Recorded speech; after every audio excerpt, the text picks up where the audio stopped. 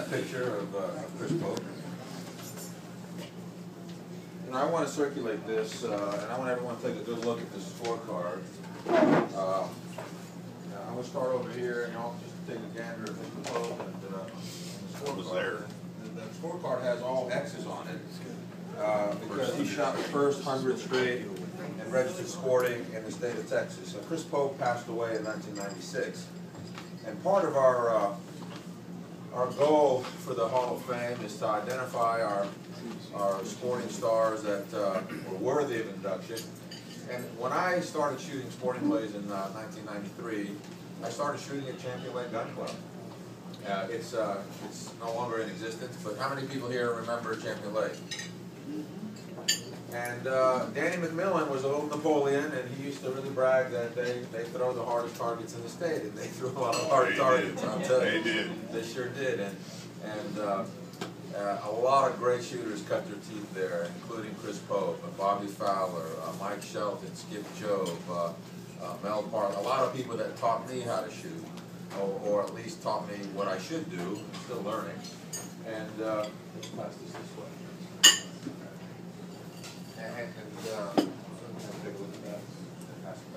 And Chris Pope was a really, he was a true gentleman. I'm going to read a little bit from the, by the way, you have a program on your table if you want to look at it or take a souvenir. Chris began his shooting career in the late 1980s. There was an organization called the United States Sporting Clay Association, USSCA. Some of us, I still have my membership card. But for one reason or another, it's no longer in existence. It went out of existence some time back. But he was an All-American in the USSCA. He was a Texas State champion in the USSCA. He was Texas Open champion. He was Champion Lake Gun Club champion twice. And these are just some of his accomplishments. He shot, as I said, the first 100 in a registered sporting clay tournament. He beat the field by 16 targets. And these were not, some of the names that I've mentioned already were active shooters at the time, including Bobby Fowler, his father, Bobby Sr., Skip Jobe, Mike Shelton, a number of terrific shots.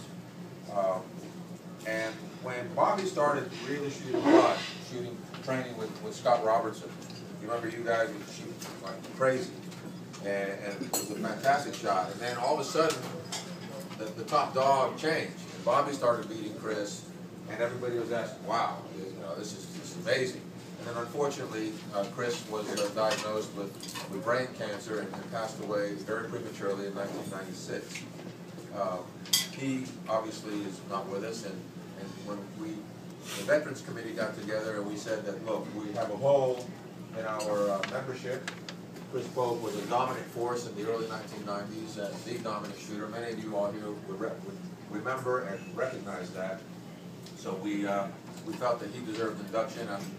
I notified Carol, and she was very moved and touched, and we wish she could be here, but she's not here. But there are friends and family that are here, and we'd like you all to stand and be recognized on behalf of Chris.